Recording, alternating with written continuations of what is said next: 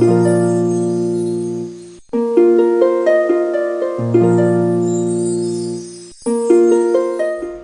good day. How are you today? Welcome to Dex's Corner. Welcome back. I know I have been MIA for a while, and I'm very sorry about that. I want to say thank you to all those who reached out to me to find out why I hadn't dropped a video since.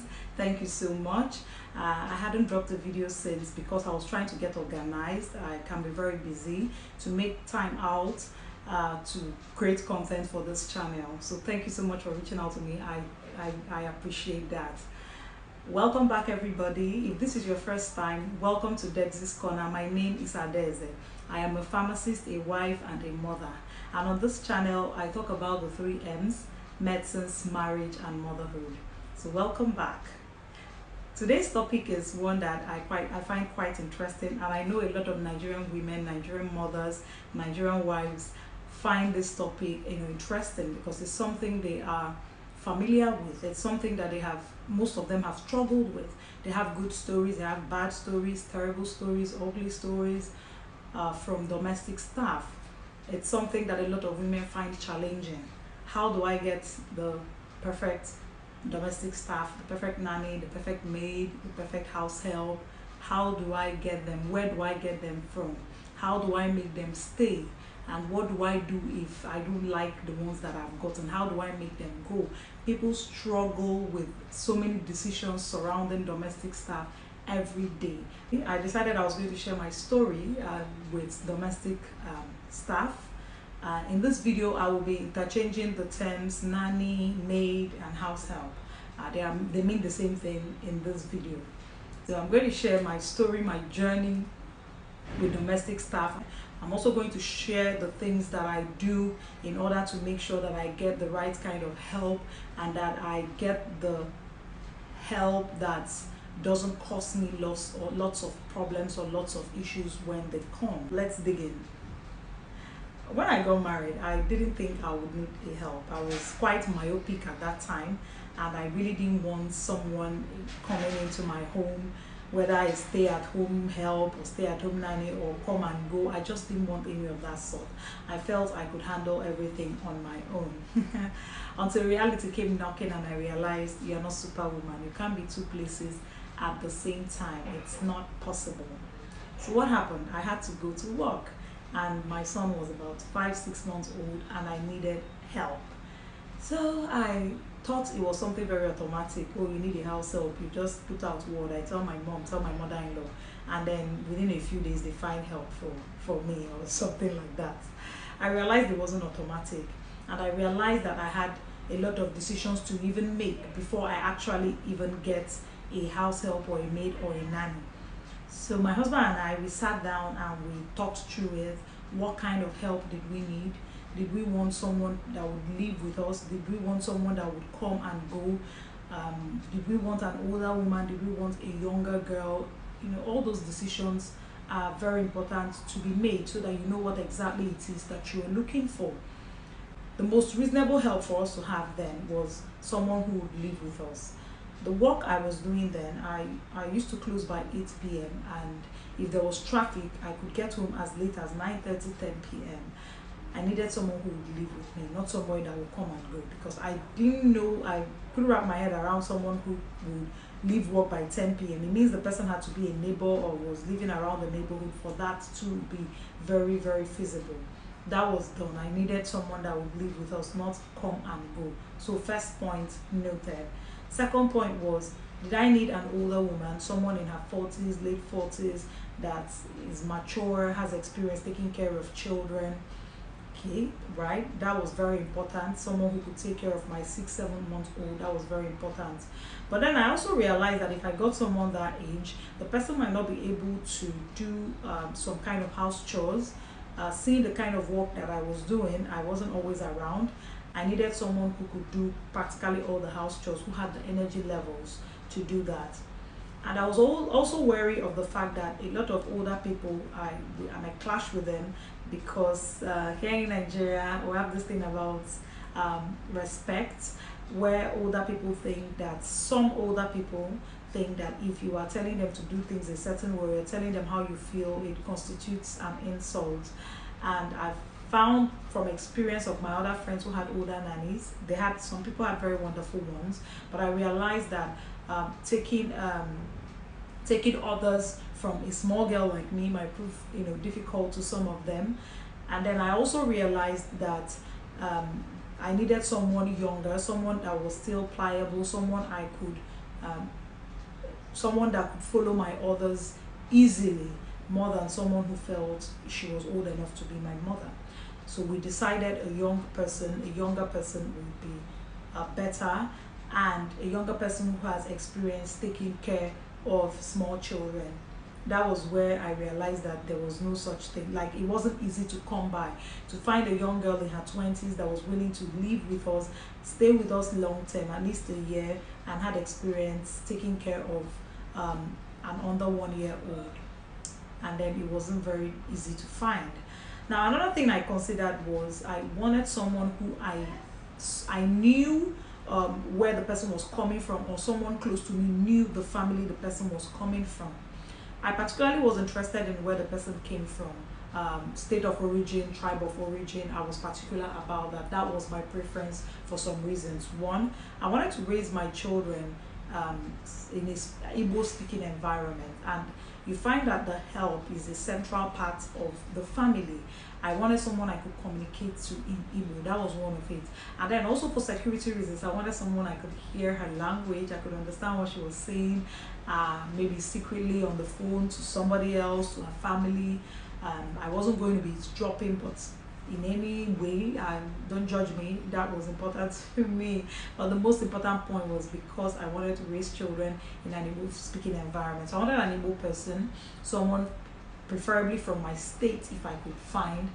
And I also wanted someone who was of the same denomination with me. I am Catholic. I wanted that because I didn't want someone who would feel left out when we go to church, because she would have to follow us to church, seeing that I had a small child and other children might be coming, because someone that would help in church. I wanted someone that would not feel, oh, I've left my church because of work and I'm following these people to their church. I don't even understand what they are doing here. So I wanted someone that wouldn't feel left out. So these were the top things on our mind when we were deciding to have domestic help at home. So we decided we needed someone who would live with us. We decided we wanted a younger person. We decided we wanted an Igbo person and someone who was Catholic. These were the top four things, top four criteria for us. And of course, the fifth one was someone who we knew the family the person was coming from. If I didn't know, maybe my mother, my mother-in-law, or someone close to us knew the family firsthand. I didn't want to use agents.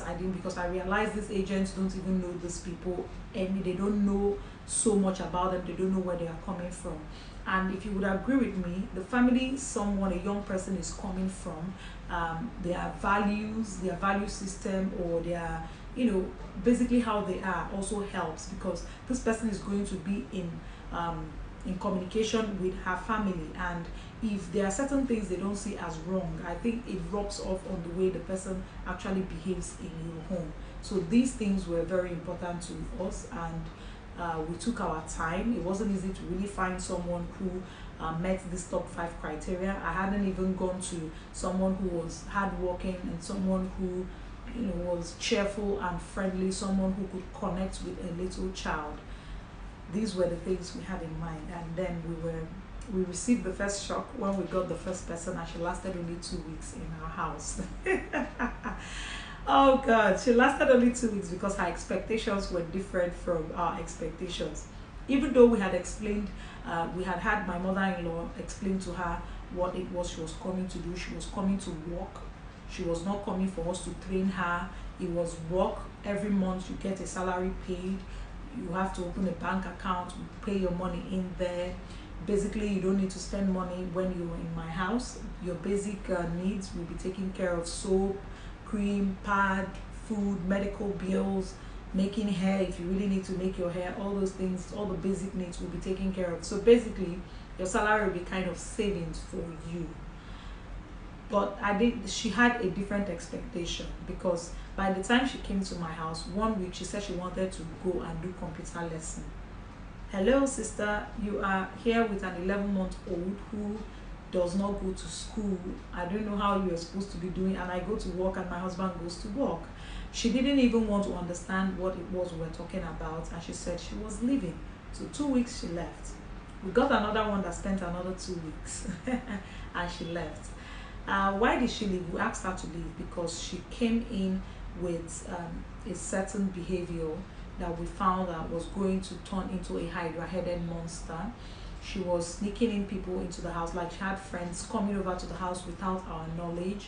And the first time was just barely, she was barely 2 weeks old in our house, and she already had a visitor come, and she didn't even let me know. In fact, the story is a long one that I might probably tell another day, but we asked her to leave. We realized that we couldn't put up with this kind of behavior long term.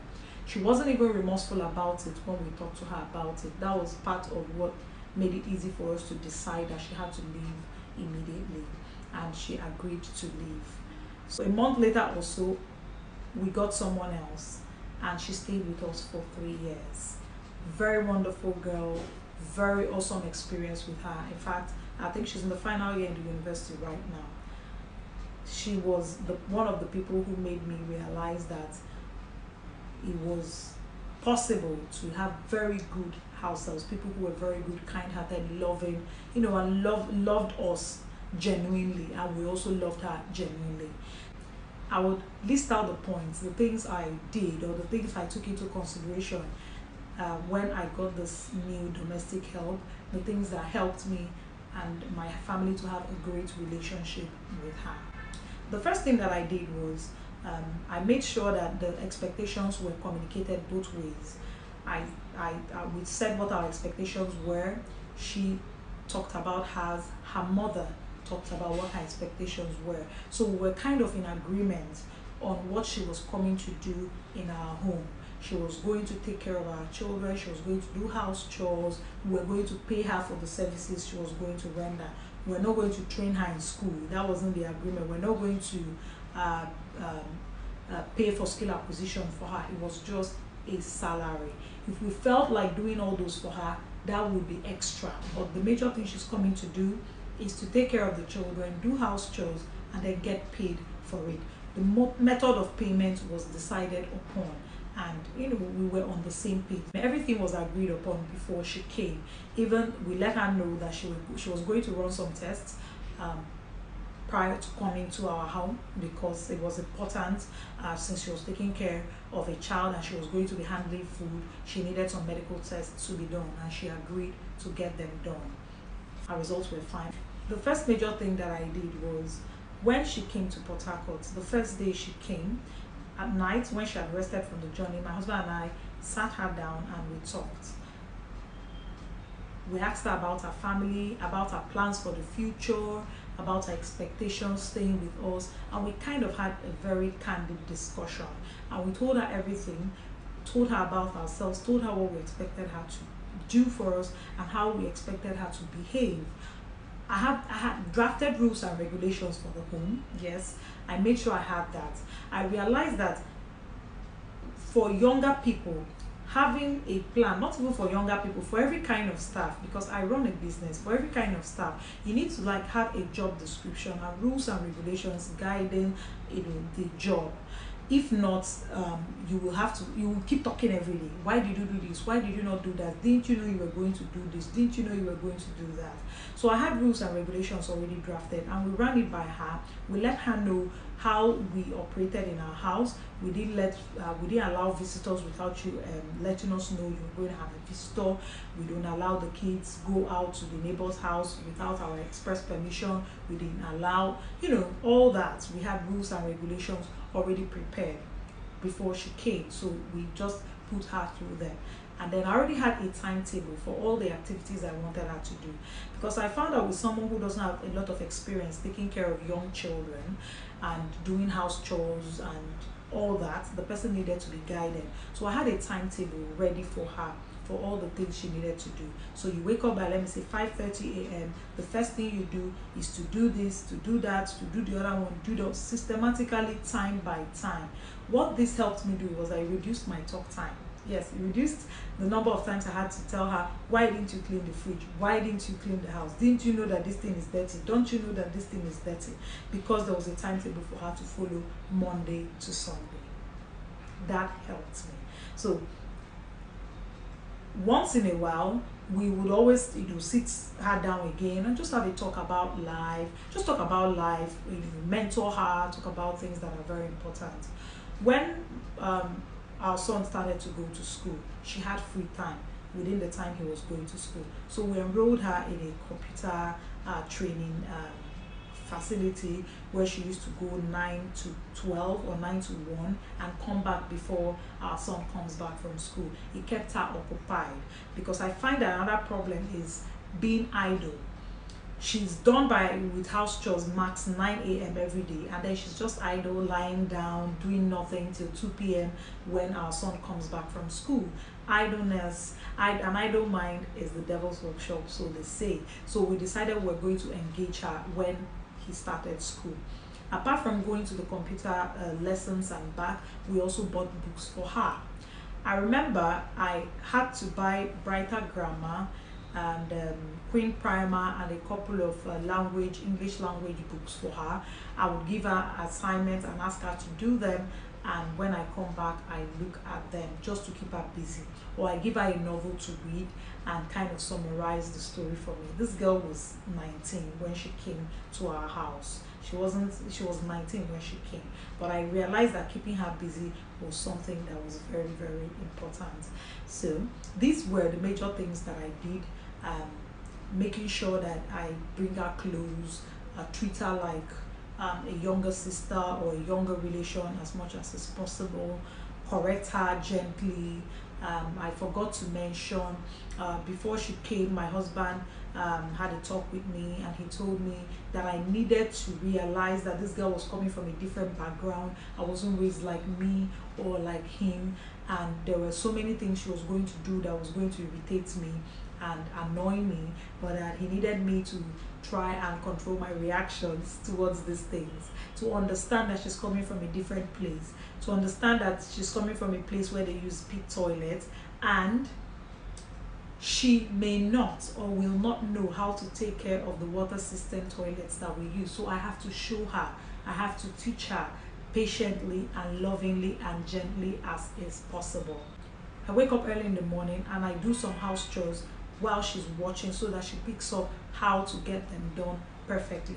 But the first thing I did was teach her how to do things for the boy, for my son, because that was the major reason why she was there. I taught her how to change diapers, taught her how to make his food, taught her basic hygiene, how to wash her hands after using the toilet. I had to basically teach her everything from scratch. She was a very teachable person, very pliable. Younger people are easier to teach, especially if the person is coming from a certain kind of background. So that was one of the things that helped me tailor down my expectations. Even if she had experience, even with one other help I had that had experience, you still have to teach them how to do things your way, because where they are coming from, they do things a different way, and then the person is now in your home where you do things a different way too. So you gently and lovingly and patiently teach them how to get things done your way. One thing I also realized is that really most of these girls are coming from backgrounds that they have different they have different kinds of mindset, and the way they see things is different from the way you see things. So they are going to there's a tendency for them to interpret certain things you say to them or do to them as something that it is not. So communicating effectively with them is also very, very important. Being clear. When I ask my household to do something, I explain why I need you to get it done, so that it doesn't feel as if I'm just trying to be overbearing. I just want to be sending you to do on errands every time. For example, my house is cleaned every day, every single day the house is cleaned. I had to explain the reason why I needed the house cleaned that often, because of the kids, because they always touch the floor, because of germs. And this is a concept that might be alien to them, because they come from the village, right, where children crawl on the sand, put the sand in their mouth, put different things in their mouth, and they don't see it as a big deal. But here you are trying to explain to the person that in this situation, in your situation, it is a big deal.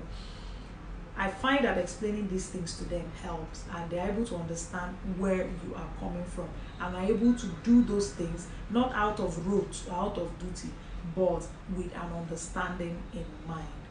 So far, these are the things that I've been able to apply to get a fair amount of very good help. I had 2 remarkable helps. They each stayed with me 3 years. Funny enough, they bear the same name. In fact, my husband and I used to joke that if next time we need to find a house help, we will find somebody that bears that same name, because it seems that people who bear that name are very good and amazing and wonderful people. I've had my fair share. I think it was only those 2 people I really had issues with. I had another one who wasn't very good at doing certain things. So I found myself going out with my baby and just letting her do the house chores that she could do. I managed her for a while before I let her go.